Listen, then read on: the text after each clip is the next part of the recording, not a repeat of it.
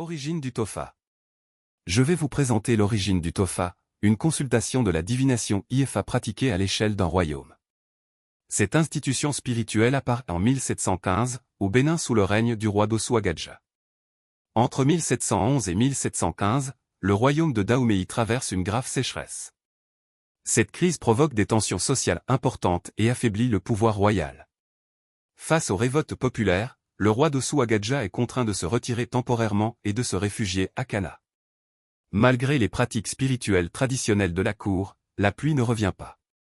Dans cette situation critique, le roi envoie son fils, Dako, dans le royaume du sud du Nigeria, reconnu pour la tradition Ifa, afin d'y chercher une aide spirituelle.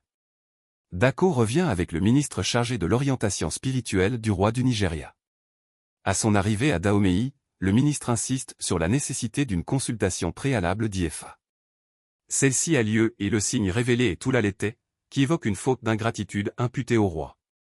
Selon Ifa, cette faute remonte au coup d'État par lequel Osuagadja s'est emparé du trône au détriment de sa sœur, la reine Ambé, qui avait régné de 1709 à 1711.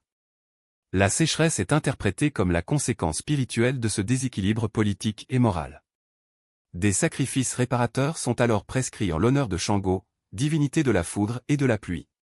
Avant même la fin du rituel, la pluie commence à tomber.